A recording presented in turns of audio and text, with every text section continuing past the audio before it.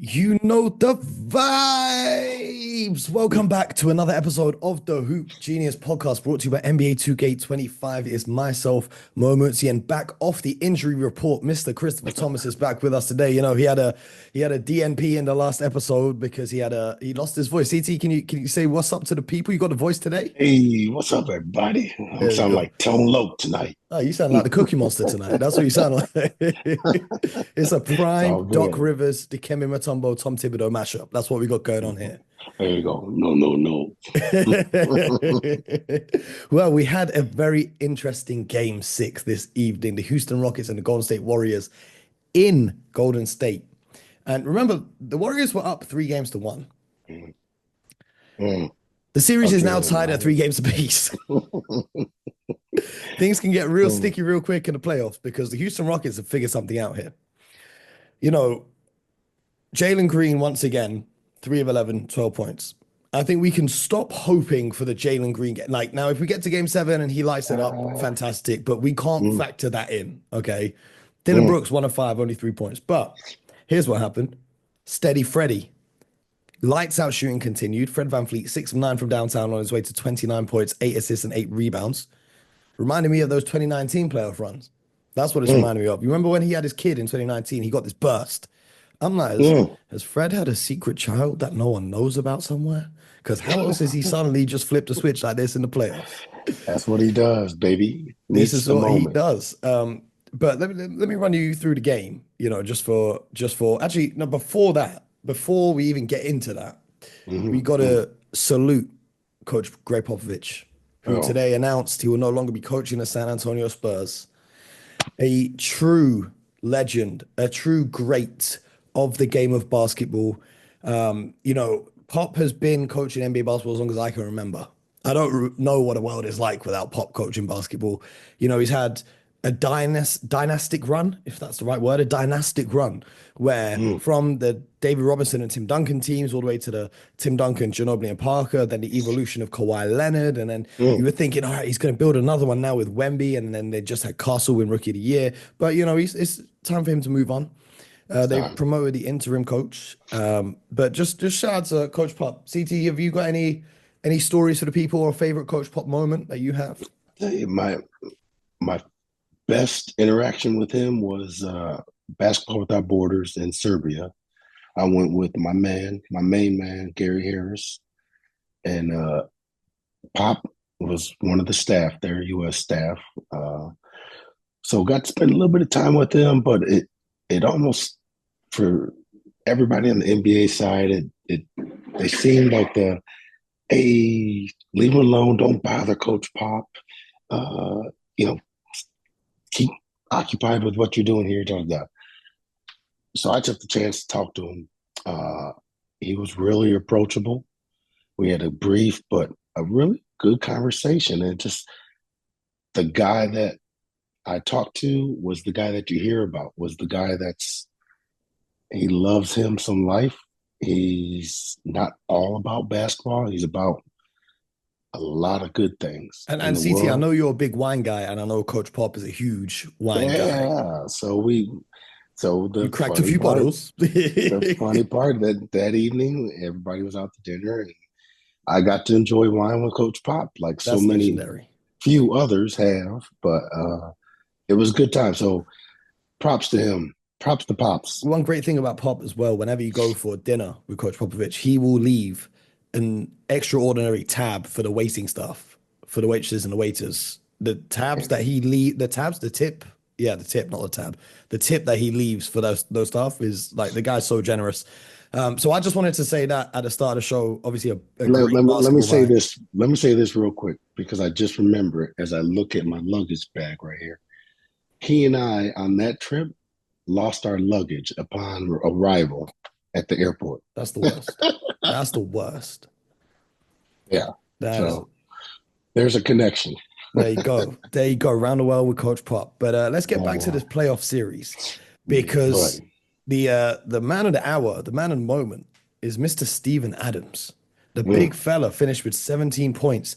They went to hack at Adams in Coach Pop's spirit. He used to do it to Shaq all the time. And Steven Adams went 9 of 16. Respectable. You know, it's kind of weird because when Draymond's not on the floor, you may as well hack Steven Adams because you're probably going to concede a bucket if you don't. Yeah, You know what I guaranteed. mean? For the Warriors, right? Steph Curry gives you 29, but it takes him 23 shots to get there. Jimmy Butler gives you 27. But outside of that, Pajemski gave you 10. Moses Moody gave you 13 off the bench, but he got 13 on 13 shots. I want to talk about this defensive game plan from Ime Udoka because a lot of people criticize zone defenses for whatever reasons. Mhm. However, he's rolling this out in the playoffs and it's being so effective that the Warriors also started playing some zone defense as well. And what Ime Udoka is doing here is he's disrupting the rhythm of the Warriors offense because they'll switch to a zone for a little bit. They'll be trapping Steph Curry a little bit, making the role players beat you. Maybe they'll go to a straight up coverage for a couple possessions. They're back to the zone. He's not allowing the Warriors offense to establish any flow, and it's very difficult to get your rhythm going on the offensive end when the defense is constantly changing its coverages and its looks. And Mhm. this has been all season long. The Houston Rockets have had great defense, and this is a signature of Ime Udoka coach teams. They're always locked in on the defensive end. And a lot of people are laughing this season about the quote defense wins championships. In these last two games, you're seeing It's why. true. Because the adjustments that Udoka, he hasn't made any huge adjustments on the offensive end. Like obviously 17 points from Steven Adams is nice, but they're just overwhelming them with size and offensive rebounds. But on the defensive side of the basketball, this is how you win games. And the game actually started out though with the Warriors crushing them in transition and getting to the free throw line. And they really Mm. shored up on that in the second half because at halftime, I think the Warriors only had a 5 point lead. And then Jabari Smith, he got it going in the third. The whole team really made solid contributions. Şengün had 21, 14. Amen Thompson, he had 14 points as well. They made some good contributions. They turned it up in the second half. But what are your thoughts on this, the double bigs now? Because they're not starting Steven Adams, but he's playing over 30 minutes. So they're really playing a lot of minutes now with double bigs, if not triple bigs. And this is something I've talked about a lot here on the show. In this series, the Rockets are plus 53 with Steven Adams on the floor and minus 39 without him. He is the difference maker in this series. And what I love, the Warriors came back from a 3-1 lead against the Thunder in 2016. And only 13 times teams have come back from a 3-1 deficit. And on that team in 2016 was a 22-year-old Steven Adams who got Mm. kicked in the nuts by Draymond Green. And this would be the perfect revenge because Oh, Steven is a chill guy. He's one of the funniest players to be around. He loves just, he doesn't take life seriously. He loves having a great time. He's a great guy. And, even when that thing happened with Draymond, he didn't really do anything. And it's interesting to me because a lot of players in the league want to be tough guys. Everyone wants to be a yeah, tough guy. yeah, Steven yeah. Adams would knock out every single one of you. And I'll tell you that for free. I'll tell you that for free. Yeah. Steven Adams He, is gonna knock out he's all of you. well, he's one of 18 kids, so Yeah, he's been through it. yeah, So and making it to the NBA, playing basketball for your livelihood, this is all just fun and games to him. exactly. He's had to fight for food at the table. And he doesn't take it too seriously, but Draymond Green takes things too seriously because this game began the first few Yeah. possessions, the Rockets just weren't guarding Draymond Green, right? He was wide open. He hits his first three, then I think he missed the next two. And 3 minutes into the game, he gets a flagrant one. He kind of illegally screens Jalen Green and then kind of grabs the back of his head and tries to push him to the floor. Or so 3 minutes into the game for The no reason antics, whatsoever. the antics. So Like, I feel he's trying to steal Brooks' thunder with the whole narrative of, okay, I'm the meanest, baddest, most corrupt on the court. Like see, either that, I thought he was just in a bad mood because LeBron got sent home last night. yeah, that too. that that part. But I feel Draymond Green is the dad that plays with his son in pickup ball, and he's trying to prove to his son that he's still got game, but just can't quite get it done, and so it resorts to old school, old man prison ball, Mm. and he comes off like that. And I don't know him personally, but it's getting old. It's been old, but it's getting old, and that's not basketball. What the stuff he's doing is, come on, guy.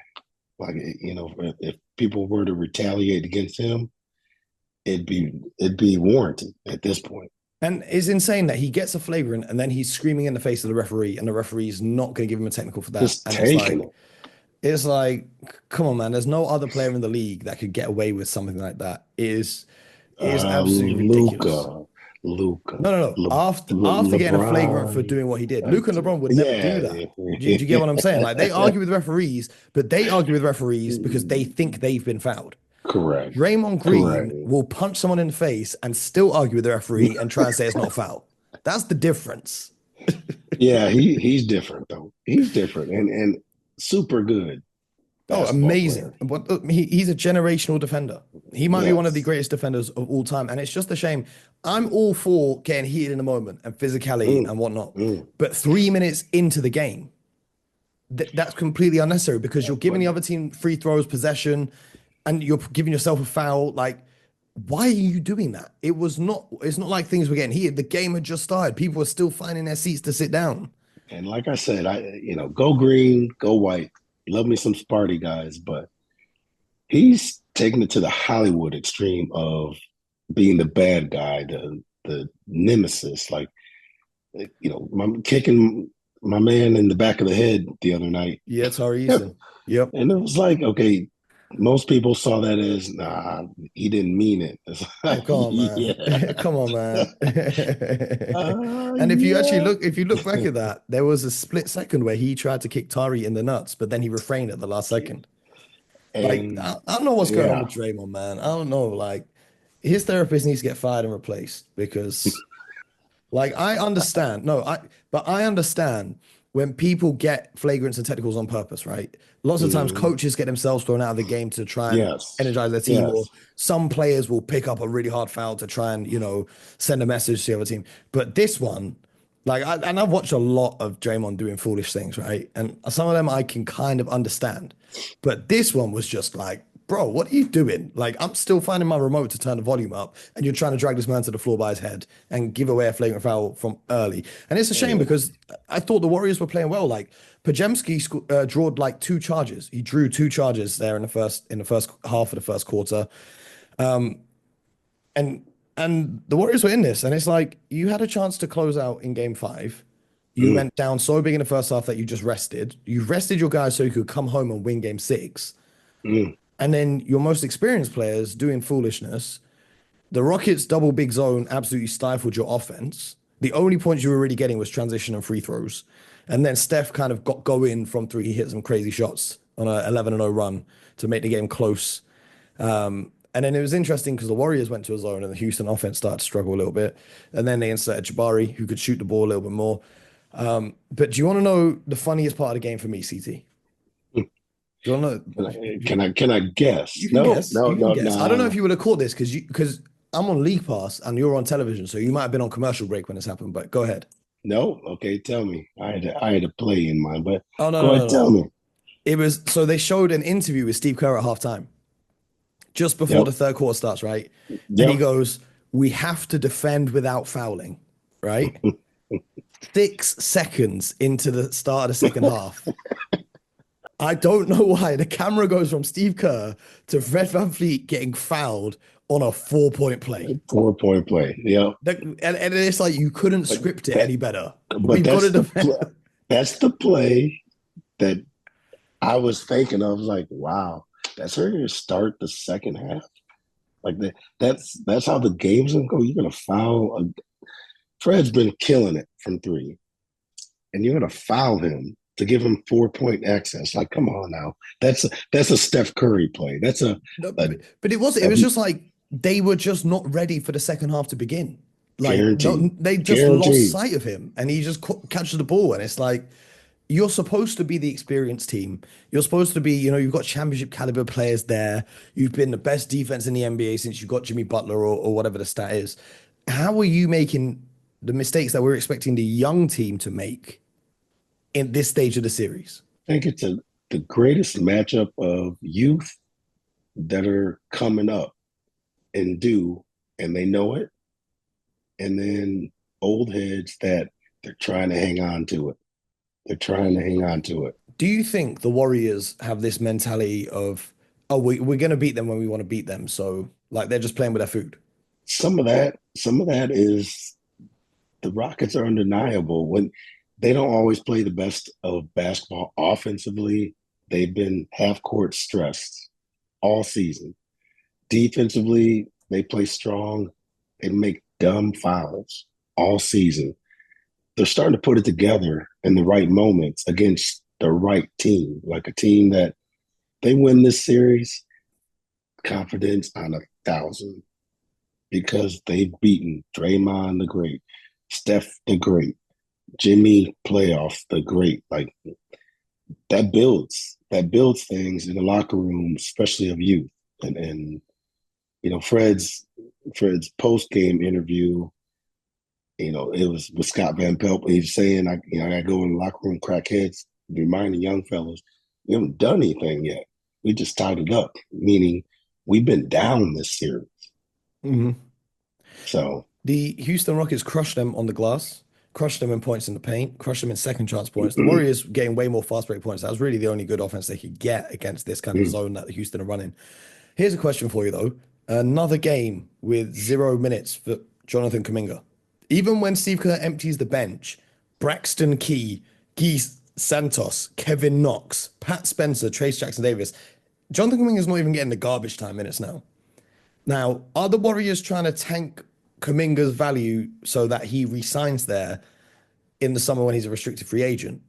Or Steve Kerr hates him? Or is there a reason that you can see why he's not even getting garbage time minutes? he's getting the Jason Tatum treatment, Olympic version. Mm, So tough for him because he was supposed to be the kid, the player to come into the franchise and be handed over the next up hmm mantle or responsibility to the franchise.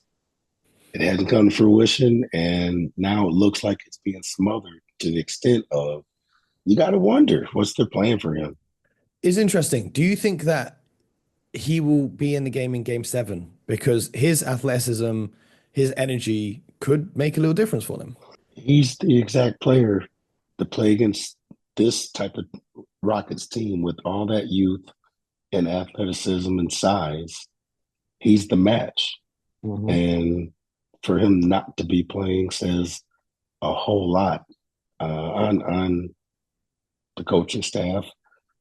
It says a whole lot maybe for him himself, like not to be presenting his case. I mean, if I were him at this point, I'd have a little passive aggressive comments in the media. Well, that's what he did last year, and that was the only reason he got back in the rotation last year. Um, I mean, got to do what you got to do if you want to play. yeah, it's going to be very interesting because you never want to play with your food like this, and the Warriors should Mm, know better than this. And it makes me think mm, maybe they're not playing with their food. Maybe the Rockets have actually figured out defensively this team is way too small. So we can live with having not a lot of shooters out on the court because we're just going to get the offensive rebounds, put them back in a hoop. Or we're just going to have bigs. Like the thing about Steven Adams that I think is very underrated, and the thing about Alperen Şengün, which I think is underrated, is their passing. Even if it's not directly mm. to assists, it can sometimes be passing out the post, they swing the ball, and then they get a shot off that. Their passing and their IQ, I think, is massively underrated.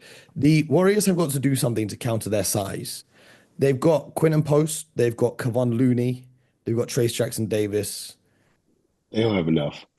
This remnants of Rudy Gobert versus the Lakers holding up the ball and everybody jumping to reach for it. That's Mm, what this looked like. With Stephen Adams, he's a grown man. Post doesn't want any of that. Kevon Looney could fight with that, but that's not what he does. mhm. And Trace Jackson is undersized against even Alper Shangoon. So it's a bad matchup. And thankfully, real coaches just stay at the rim. The ball will find you. Mm. Go get the rebounds. Put ball in rim. Easy basketball. Yeah, it's going to be tough for the Warriors to overcome it. I think for me, though, the X factor of having Stephen Curry, and then when Steph Curry takes up so much attention, Jimmy Butler, cool. The Houston Rockets are more than happy to let anyone other than Steph beat them. And Mm. some nights that pays off. Shots aren't falling. Buddy Hield was 0 from the field tonight. Draymond Green was So 2 it from was. 8, There's the key. One more again. Buddy Hield was what? 0 from 4. Oh, So, this is the thing, is like it's a risky strategy the Rockets are playing with, mm, and it's really the only strategy you can have against a player as good as Stephen Curry. Now, game seven, if Buddy Hield decides to drop 5 3-pointers, then you're going to be in trouble. If Pajemski decides to get heated up, then you're in trouble. If Gary Payton starts hitting shots, if Moody starts hitting shots, mm, these are the things, though. Can you rely on these guys in the game? We know what Jimmy's going to bring in a game seven. We know what Steph's going to bring in a game seven. We know what Draymond's going to bring. But that's the question for the Warriors: is if they're making our role players beat them, then our role players have to beat them.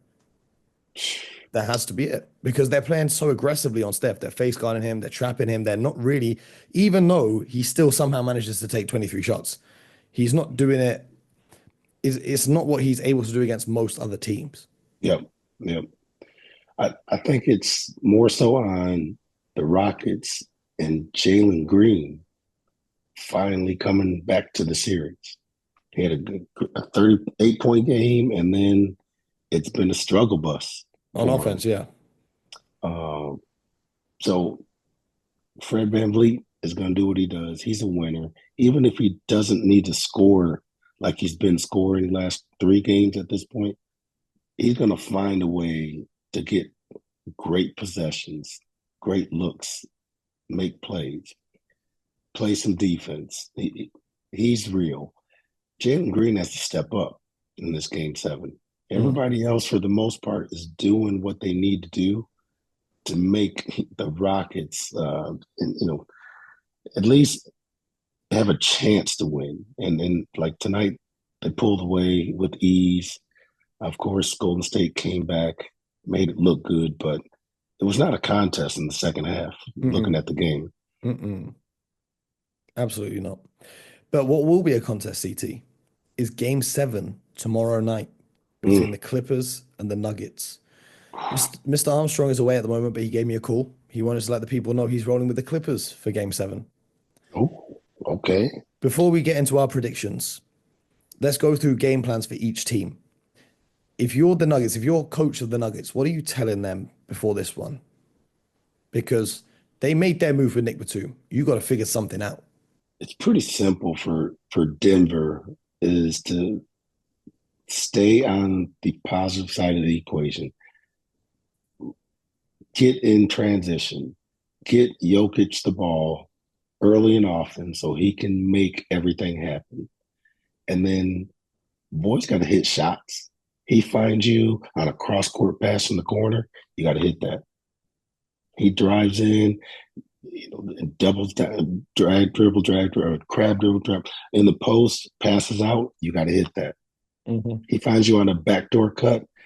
You got to get the foul But and the bucket. do you think that Jokic needs to be more aggressive in looking for his shot? Because there are times where he's open for a shot, but he's still trying to make a play for his teammate. Like we know Jokic is great and no one really criticizes his game, but there are times where I watch him and I'm like, you could have just scored that.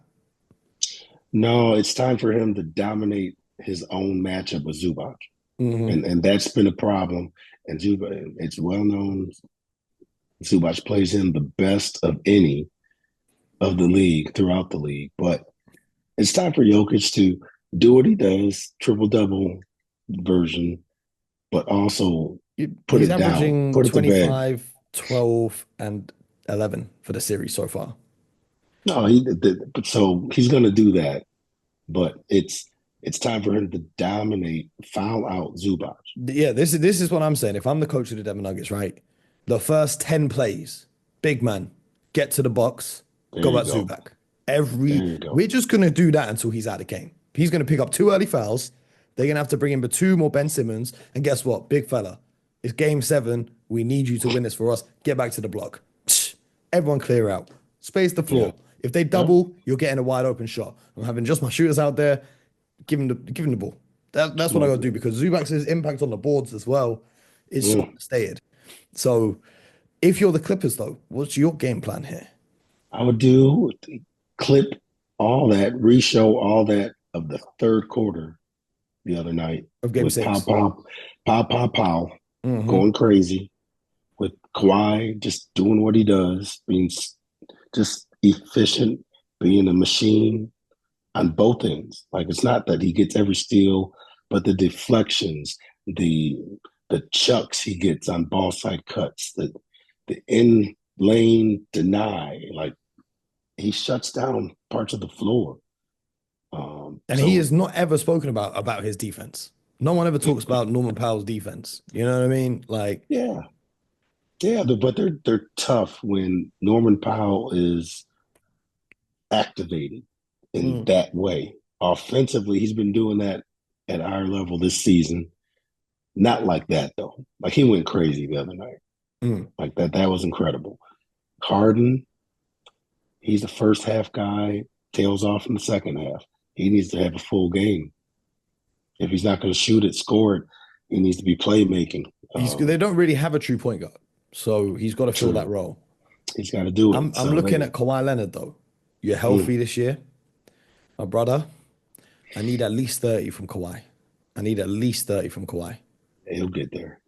I told you this series comes down to Kawhi and Joker, and last one standing, last one not in foul trouble, last one healthy, last one not tired, and And it's only been a 48-hour turnaround between one game off and you travel on your day off.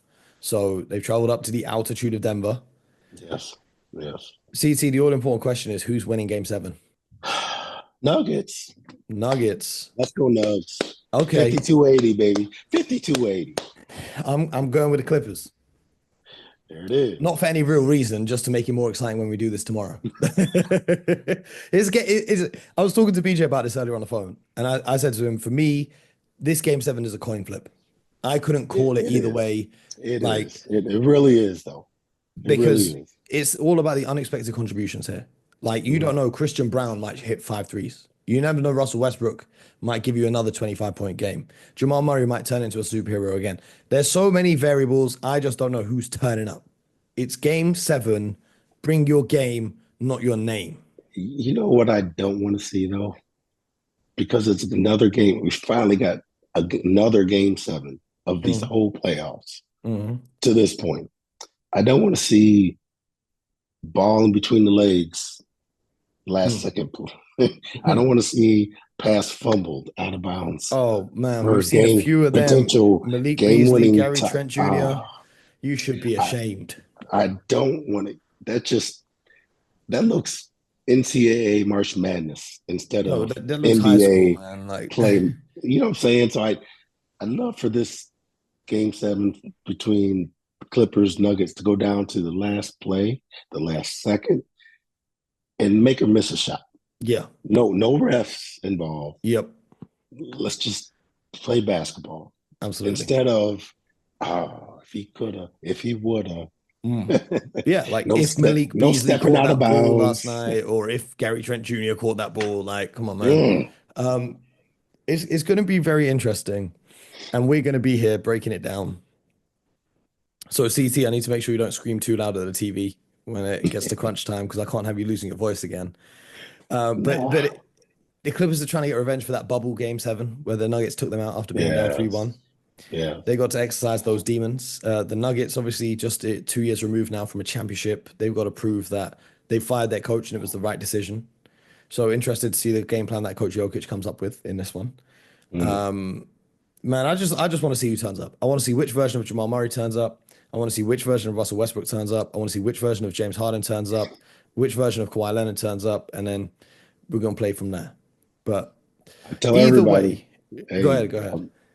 with the Nuggets, it's all Jokic Mhm. and it's the light skin game. Like if they come with it, Michael Porter Jr. Michael can't Porter just and hit Jamal. shots, rebound. Yep. You know, Jamal, you got to hit shots. You got to take AG. shots. AG, do your thing. Should I tell you the real winner of this series, though? The Oklahoma City Thunder have been sat at home for damn near like 6 months at this point, just watching these two teams beat each other into the mud. Like, one of them is going Yeah. to come from game seven and 48 hours later play game one against us. Mm. And we're watching all these games, scouting all these games, and our game plan's already ready, regardless of who wins. We've got 2 game plans set up. Video staff have got it all together. The scouts have got it all together. They're Well, ready. but their game plan for game one is platoon. They're going to play 15 people, 5 minutes at a time. This is gonna Go run. hard as you can. Mhm. Next five, hockey shift. Go as Yep. hard as you can. Next five. Go as hard as you can. Okay, starting unit. That's easy math. Like I that sucks. regardless of who wins, I got OKC walking through to the conference finals, regardless of who wins. Yeah, I did. Short of injury, short of something stupid. Yeah, OKC is primed for this season, for this year, to make it to the finals and make a point, put up a good standing. So uh, it'd be it'd be good finals. hmm Everybody's going to be competitive, war tested, but they're just really, really good. hmm Deep good, defense good, offense good, got the best player good. Like they're good. absolutely. Well, we will find out who OKC are going to face tomorrow when we break down the game seven between the Clippers and the Nuggets right here on the Hoop Genius podcast. CT, I appreciate you as always. It's great to have your voice back, and I'm I'm getting excited for there. tomorrow, bro. I'm excited for tomorrow. Game. Hey, This is what it's about. It's a Saturday night. It's earlier. And imagine this, CT. It's a 12:30 tip off. That means we should be finished by 3 or 4, which means I should get an early night. I'm super excited. right? Guarantee the Hey, game goes to overtime let's now. do Now that it. I've said that, it's Yeah, gonna be like right. triple OT, and it's gonna be 6 a.m. Right. before I know it. Exactly. It's gonna be Exactly. 400 ref reviews that take an hour to complete. And then, one of the lights will fall on the court. So Yeah, they have to something's going to happen. replace a So rim or something. something's going to happen. But regardless, we will be here doing Nah, the man. podcast for you. So make sure you subscribe to the show, YouTube, Spotify, Apple, wherever you get your podcast from. And until tomorrow night, get buckets.